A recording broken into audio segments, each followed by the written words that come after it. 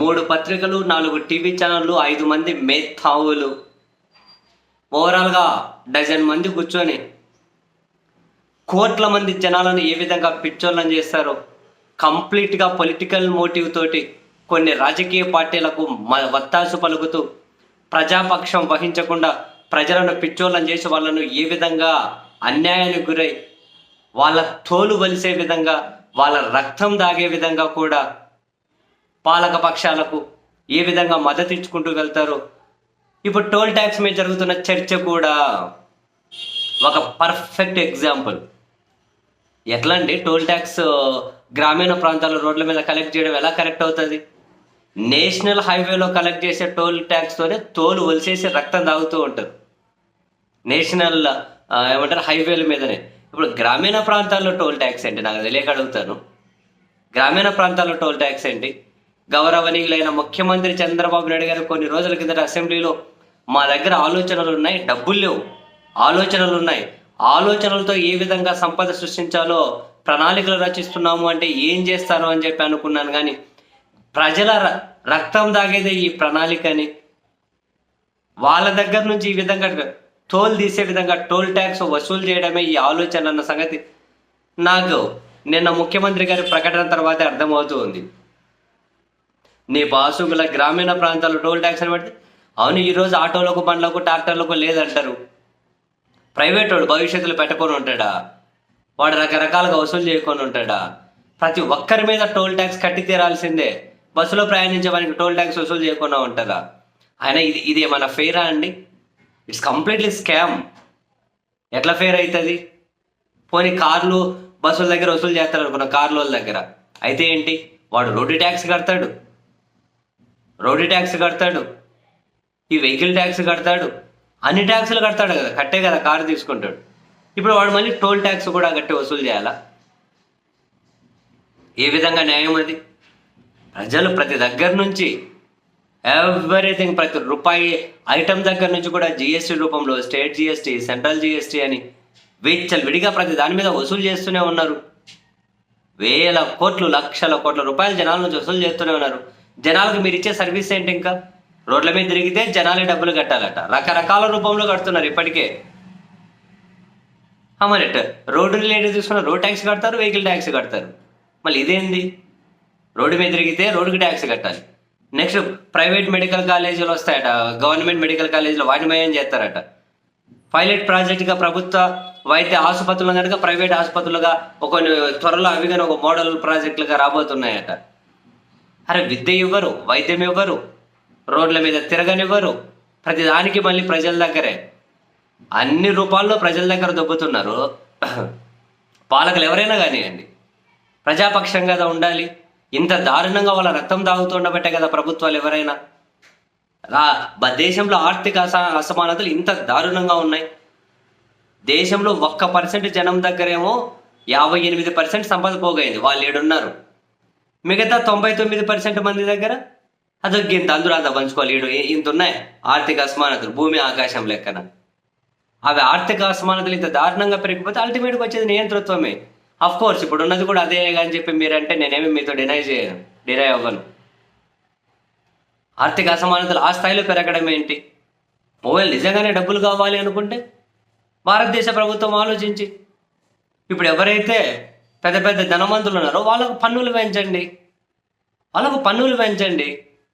జనాలందరినీ ఉపయోగించు, ప్రొడక్టివిటీ ఏ విధంగా పెంచవచ్చు, ఏ విధంగా ఉత్పత్తి పెంచవచ్చు, ఏ విధంగా మానవ వనరులు ఉపయోగించుకోవచ్చు అని ప్రభుత్వాలు ఆలోచనలు చేయాలి. జనాన్ని ఏ విధంగా పిండుదాం, వాళ్ళ రక్తాన్ని ఏ విధంగా సగ్ చేద్దాం, ఇట్లా ఎవరైనా ఆలోచించేది? ఇవి కరెక్ట్ నిర్ణయాలా?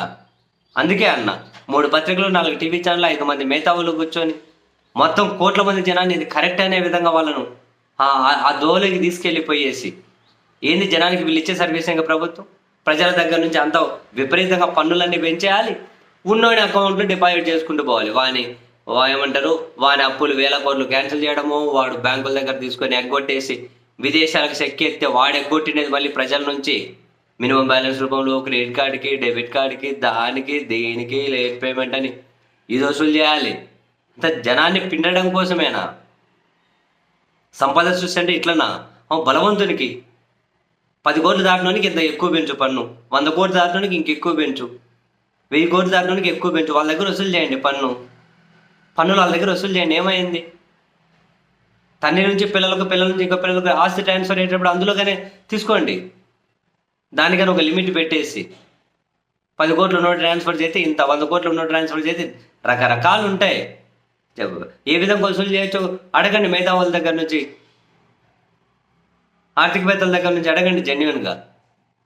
ఇదేంటిదండి? నాకు తెలియక అడుగుతాను. ఎంత దారుణం అండి.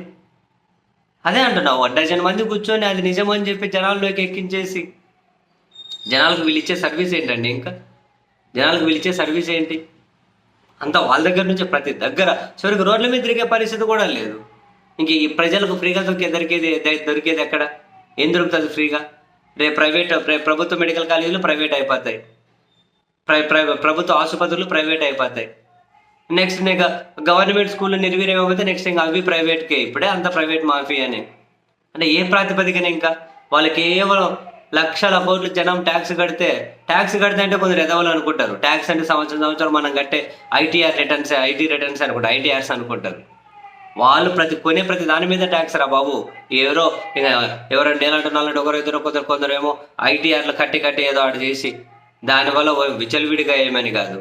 అది ఒకవే, దానికి మించి ఇది ఒకవే. ప్రత్యక్ష పన్నులేనా ఇవన్నీ? అవి కాదా? ఎంత దారుణం అండి బాబు.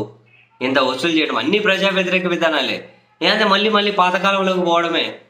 ఎక్కడికక్కడ సామ్రాజ్యాలు, సామంతరాజులు అని చెప్పేసి వాళ్ళకి ఆ ఏరియా ఇచ్చేసి ఇప్పుడు ఇంకా రోడ్డు ఒకరికి ఇచ్చేస్తారంట, అవుట్ సోర్సింగ్. వాడు అదంతా మెయింటైన్ చేస్తాడు, జనాల దగ్గర వసూలు చేసుకుంటాడట. నెక్స్ట్ ఇంకెవరికైనా కనుక గవర్నమెంట్ ఆసుపత్రి ఇస్తాడు, వాడు దాన్ని మెయింటైన్ చేస్తాడు, వసూలు చేసుకుంటాడు. నెక్స్ట్ ఇంకెవరికైనా గవర్నమెంట్ స్కూల్ ఇస్తారు, వాడు వసూలు. నెక్స్ట్ సంపద చూసి అంటే పోంగ ఈ రోజు కాకపోవచ్చు, 10 ఏళ్ళకో 15 ఏళ్ళకో ఇంకెవరికైనా ఇటువంటి ఆలోచనలు వస్తే తర్వాత ఇంకేం మిగిలింటే అంతా ప్రైవేట్ పరమే. అందుకని చెప్పి ఈ కాన్స్టెన్సీ ప్రైవేట్ అని అవుట్ సోర్సింగ్ ఇచ్చేద్దాం. వాడే మెయింటైన్ చేసుకుంటాడు, ప్రభుత్వానికి ఇంత కట్టాలి, వాడు ఎట్లన్నా వసూలు చేసుకునే పన్నులు. ఇంక మొత్తం రాజుల కాలమే కదా ఇది. చక్రవర్తి రాజు, సామంత రాజులు వీళ్ళు ఇంత కప్పం కట్టాలి, వీటితో సేమ్ అదే వచ్చేసి. ఇంక ప్రజాస్వామ్యం అన్నది ఎక్కడి నుంచి వచ్చా? ఇటువంటి తీవ్రంగా వ్యతిరేకించాలి. ప్రభుత్వ ఆధ్వర్యంలో కొన్ని గుండె తీరాలి. ప్రతిదానికి కలెక్ట్ చేసేయడమే. ఇటువంటి వాటికి ఎట్లా మద్దతు తెచ్చుకుంటూ పోతామండి బాబు? ఎట్లా మద్దతు తెచ్చుకుంటూ పోతాం ఇటువంటి వాటికి? నెక్స్ట్ ఇంకో దానికి మద్దతు కావాలంటారు. లేకపోతే ఏం లేదు, ఇంకా మీరు టోల్ ట్యాక్స్లు కట్టకపోతే టోల్ గేట్లు వద్దంటే గుంతల రోడ్ అట్లే పోండి అంటారట. ఎట్లా అంటారు? మరి పన్నులు ఎందుకు కడుతున్నాం ప్రభుత్వాలకు? మేము కనీస బాధ్యత కదా అవి?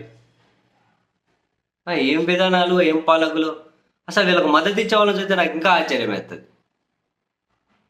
అంటే ఇటువంటి నిర్ణయాలకు ప్రజా వ్యతిరేక నిర్ణయాలు ఇవన్నీ.